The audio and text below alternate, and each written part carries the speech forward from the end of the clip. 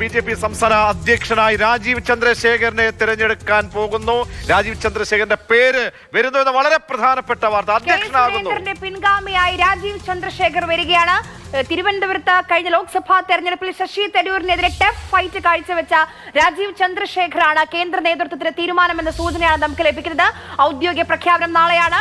Core committee യോഗം അവസാനിച്ചിരിക്കുന്നുവെന്ന് വേണം മനസ്സിലാക്കാൻ. കോർ കമ്മിറ്റിയിൽ ഇന്നൊരൊറ്റ അജണ്ട മാത്രം. പ്രശാന്ത് കൃഷ്ണ വിവരങ്ങളുമായുണ്ട്. പ്രശാന്ത്, കെ സുരേന്ദ്രന്റെ പിൻഗാമി രാജീവ് ചന്ദ്രശേഖറാണോ? എന്തുകൊണ്ടാണ് രാജീവ് ചന്ദ്രശേഖരയ്ക്ക് പേരുകൾ എത്തിയത്? രാജീവ് ചന്ദ്രന്റെ പേരിന് പ്രഥമ പരിഗണന കിട്ടിയത്? രാജീവ് ചന്ദ്രശേഖറിന്റെ പേര് തന്നെ കോർ കമ്മിറ്റി തുടങ്ങിയ ഉടൻ തന്നെ ദേശീയ നേതൃത്വം അവതരിപ്പിച്ചു. അതായത് ദേശീയ നേതൃത്വത്തിന്റെ തീരുമാനം BJP സംസ്ഥാന അധ്യക്ഷനായി രാജീവ് ചന്ദ്രശേഖർ വന്നാൽ മതി എന്നാണ്. ആ പേര് നിർദ്ദേശിച്ചു. കോർ കമ്മിറ്റി യോഗത്തിൽ നിന്ന് നമുക്കിപ്പോൾ കൃത്യമായി ലഭിക്കുന്ന വിവരം രാജീവ് ചന്ദ്രശേഖർ BJPയുടെ പുതിയ സംസ്ഥാന അധ്യക്ഷനായി തീരുമാനിച്ചിരിക്കുന്നു. ഇന്ന് ഉച്ചയ്ക്ക് 2 മണിക്ക് അദ്ദേഹം നോമിനേഷൻ നൽകും. അദ്ദേഹം ആദ്യം തന്നെ കോർ കമ്മിറ്റിക്ക് ഇവിടെ എത്തിയിരുന്നു. ഏറ്റവും ഒടുവിലായി കോർ കമ്മിറ്റിക്ക് എത്തിയത് ശോഭാ സുരേന്ദ്രനായിരുന്നു. ഏതായാലും യോഗം തുടങ്ങി മിനിറ്റുകൾക്കകം തന്നെ രാജീവ് ചന്ദ്രശേഖറാണ് BJPയുടെ പുതിയ സംസ്ഥാന അധ്യക്ഷൻ എന്ന തീരുമാനം ഇന്ന് യോഗത്തിൽ ദേശീയ നേതൃത്വം പ്രകാശ് ജാവ്ദേക്കർ അറിയിക്കുകയാണ് ചെയ്തത്. അതുപ്രകാരം ഇപ്പോൾ തീരുമാനത്തിലേക്ക് എത്തിയിരിക്കുന്നു. ഇനി പേരുകളിൽ മാറ്റമില്ല.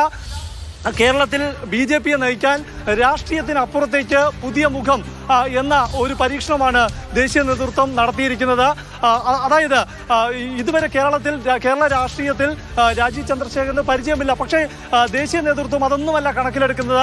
രാജീവ് ചന്ദ്രശേഖർ എന്ന ഒരു പുതിയ മുഖത്തിലൂടെ BJPയിലെ മറ്റ് പല പരീക്ഷണങ്ങൾ ഈ ഉദ്യോഗസ്ഥ മേഖലകളിൽ നിന്നൊക്കെ നടത്തിയിട്ടുണ്ട്. പക്ഷേ രാജീവ് ചന്ദ്രശേഖരനെ സംബന്ധിച്ചിടത്തോളം അദ്ദേഹത്തിന് ഈ പാർലമെന്റേറിയൻ എന്ന മുൻപരിചയം ഉള്ള വ്യക്തി കൂടിയാണ്. പൊളിറ്റിക്കലി അദ്ദേഹത്തിന് അങ്ങനെയുള്ള ആ തരത്തിൽ ഈ കർണാടകയുമായി ബന്ധപ്പെട്ടൊക്കെ തന്നെ ആ ഒരു മെയ്വഴക്കം വന്നിട്ടുള്ള പാർലമെന്റേറിയൻ നിലയിലൊക്കെ ഉള്ള ഒരു വ്യക്തി കൂടിയാണ്. അപ്പോൾ ഇത് കേരളത്തിലേക്ക് അദ്ദേഹത്തെ പരീക്ഷിക്കുന്നു. കഴിഞ്ഞ ലോക്സഭാ തെരഞ്ഞെടുപ്പിലാണ് അദ്ദേഹത്തിന്റെ സാന്നിധ്യം കേരളം ഒട്ടേക്ക് ഒരുപക്ഷെ ആദ്യമായ ഒരു സാന്നിധ്യമായി അറിയുന്നത്. അപ്പോൾ വീണ്ടും വളരെ നിർണായകമായിട്ടുള്ള BJPയെ സംബന്ധിച്ചോളം ഒരുപാട് ഇനിയുള്ള ഈ തെരഞ്ഞെടുപ്പ് പ്രക്രിയകൾ ഉൾപ്പെടെ വരാൻ പോകുന്ന ഒരു വളരെ പ്രധാനപ്പെട്ട ഒരു ഘട്ടത്തിൽ സംസ്ഥാന അധ്യക്ഷനായി രാജീവ് ചന്ദ്രശേഖരന്റെ പേരിനുള്ള ആ ഒരു മതിപ്പ് എത്രത്തോളമായിരുന്നു. അപ്പോൾ ഈ ഗ്രൂപ്പ് വ്യത്യാസമൊക്കെ തന്നെ മാറ്റിവെച്ചുകൊണ്ട് മറ്റ് സുരേന്ദ്രന്റെ ഇതര ചേരികളൊക്കെ തന്നെ ഒരു പിന്തുണ എന്തായാലും നൽകാനുള്ള സാധ്യത, ഒപ്പം ഈ കേന്ദ്ര നേതൃത്വം എത്രത്തോളം ഒരു പ്രതീക്ഷ RSSന്റെ ഒക്കെ തന്നെ എന്തായാലും ഈ മുൻനിര നേതാക്കന്മാരുടെയൊക്കെ തന്നെ അഭിപ്രായം തേടിയ ശേഷമായിരിക്കുമല്ലോ നേരത്തെ ഒരു തീരുമാനത്തിലേക്ക് പോയിരിക്കുക. അപ്പോൾ സാധ്യതകളും പോസിറ്റീവ് ഫാക്ടേഴ്സ് എന്തായിരുന്നു?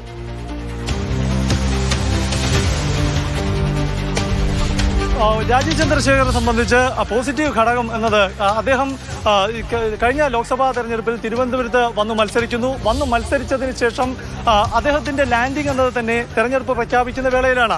തെരഞ്ഞെടുപ്പ് പ്രഖ്യാപിക്കുന്ന വേളയിൽ അദ്ദേഹം വന്ന് മത്സരിച്ച് ചുരുങ്ങിയ സമയം കൊണ്ട്, അതായത് പ്രചരണ കാലഘട്ടം കൊണ്ട് തന്നെ അദ്ദേഹത്തിന് തിരുവനന്തപുരത്തെ വോട്ടർമാരെ കയ്യിലെടുക്കാൻ സാധിച്ചു. അതുകൊണ്ട് തന്നെയാണ് 15,000 വോട്ടിന്റെ മാത്രം അകലത്തിലാണ് അദ്ദേഹത്തിന് പരാജയം ഏറ്റുവാങ്ങേണ്ടി വന്നത്.